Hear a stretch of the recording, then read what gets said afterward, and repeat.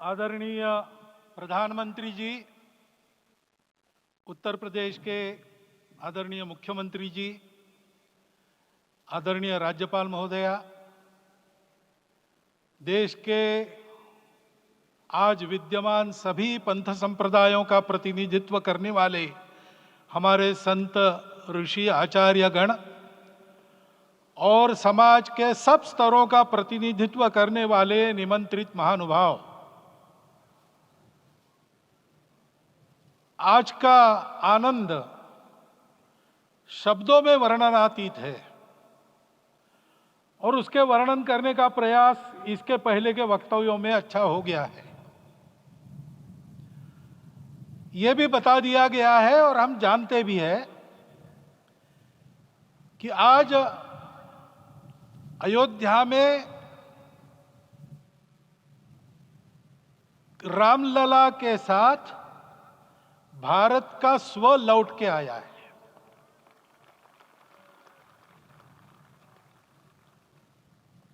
और संपूर्ण विश्व को त्रासदी से राहत देने वाला एक नया भारत खड़ा होके रहेगा, इसका प्रतीक आज का कार्यक्रम बन गया है। ऐसे समय में आपके उत्साह का, आपके आनंद का वर्णन कोई नहीं कर सकता। हम यहां पर अनुभव कर रहे, पूर्ण देश में यही वातावरण है।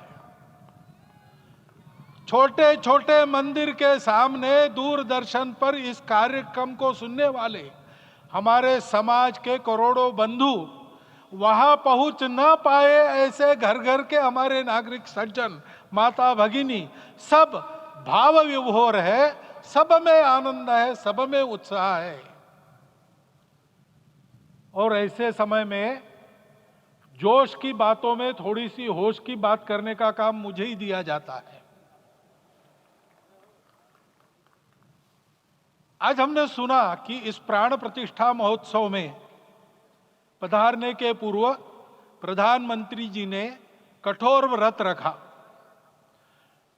जितना कठोर व्रत रखने को कहा था, उससे कई गुना अधिक कठोर व्रताचरण उन्होंने किया।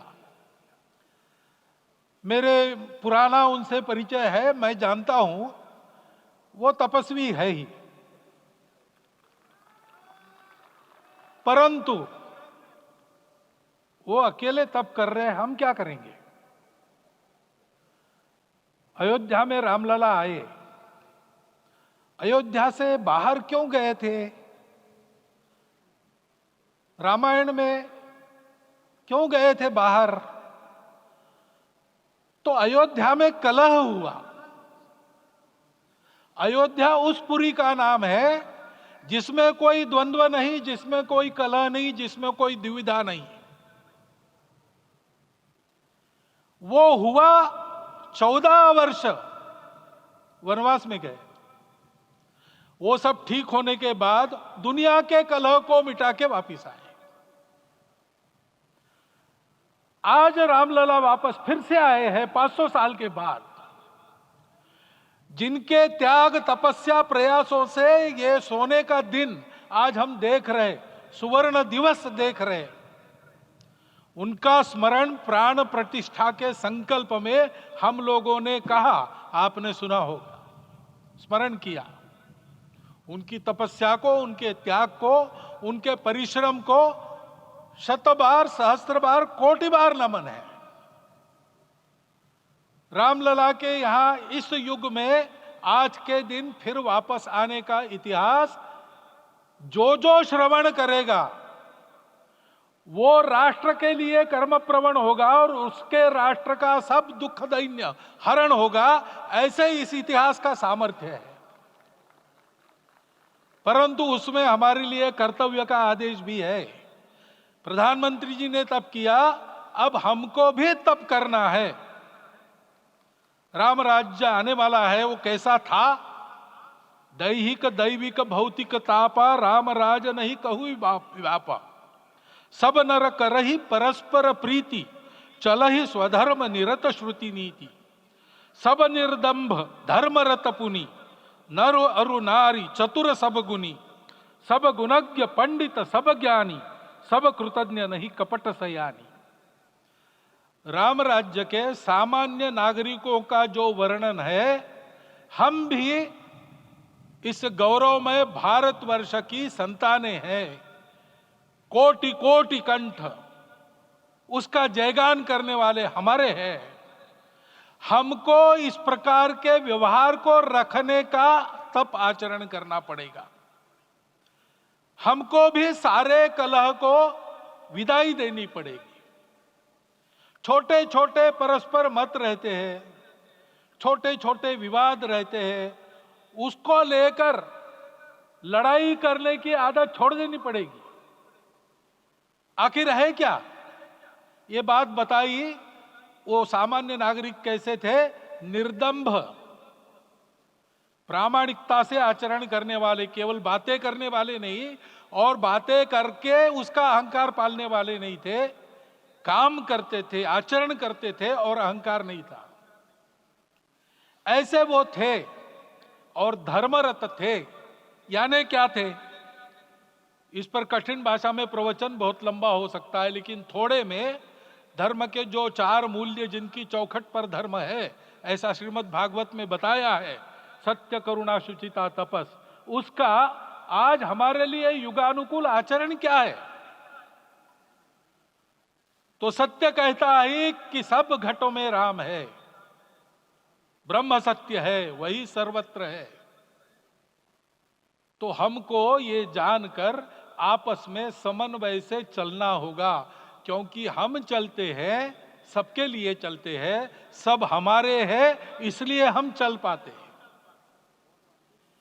और इसलिए आपस में समन्वय रखकर व्यवहार करना, यह धर्म का पहला जो पैर है, सत्य, उसका आचरण है।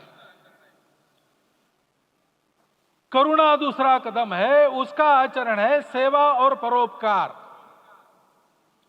सरकार की कई योजनाएं गरीबों को राहत दे रही, सब हो रहा है, लेकिन हमारा भी कर्तव्य है, ये सब समाज बांधव हमारे अपने बंधु है। तो जहां हमको दुख दिखता है, पीड़ा दिखती है, वहां हम दौड़ जाए, सेवा करें, दोनों हाथों से कमाएं, अपने लिए न्यूनतम आवश्यक रखकर बाकी सारा वापस दे, सेवा और परोपकार के माध्यम से। यह करुणा का अर्थ आज है। शुचिता पर चलना है, यानी पवित्रता होनी चाहिए। पवित्रता के लिए संयम चाहिए, अपने को रोकना है। सब अपनी इच्छाएं, सब अपने मत, सब अपनी बातें ठीक होंगी ही ऐसा नहीं, और होगी तो भी अन्यों के भी मत है, अन्यों की भी इच्छाएं हैं।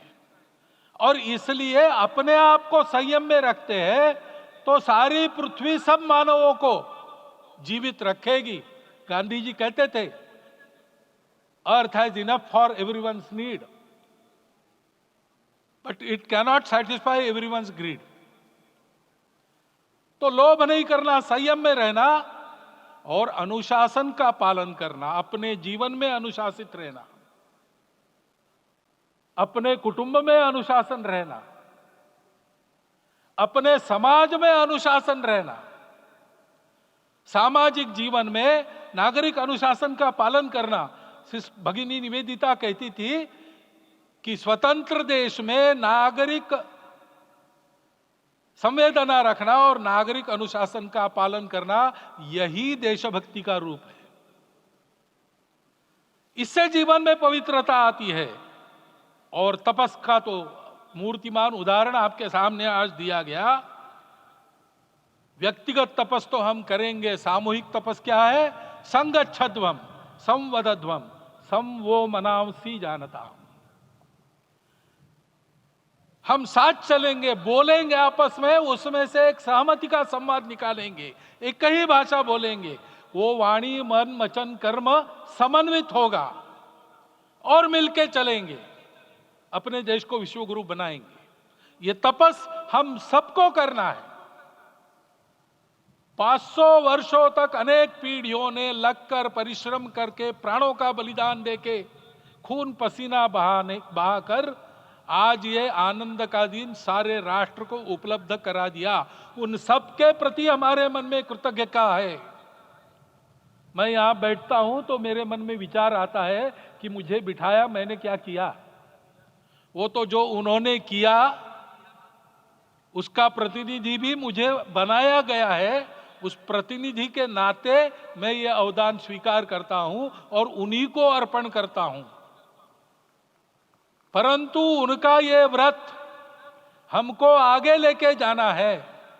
जिस धर्म स्थापना विश्व में करने के लिए राम का अवतार हुआ था, उस धर्म स्थापना को अनुकूल स्थिति अपने आचरण में अपने देश में उत्पन्न करना, यह अपना कर्तव्य बनता है। रामलला आए हैं हमारे मन को आह्लादित करने के लिए, उत्साही करने के लिए, प्रेरणा देने के लिए, साथ साथ इस कर्तव्य की याद दिलाकर उसमें कृति प्रवण करने के लिए आए हैं। उनका आदेश सर पे लेके हम यहां से जाए। सब लोग तो यहां आ नहीं सके, लेकिन वो सुन रहे, देख रहे। अभी इसी क्षण से इस व्रत का पालन हम करेंगे तो मंदिर निर्माण पूरे होते होते विश्व गुरु भारत का निर्माण भी पूरा हो जाएगा। इतनी क्षमता हम सबकी है। इसका मैं एक बार स्मरण देता हूं, आप सबको धन्यवाद देता हूं और मेरे 4 शब्द समाप्त करता हूं।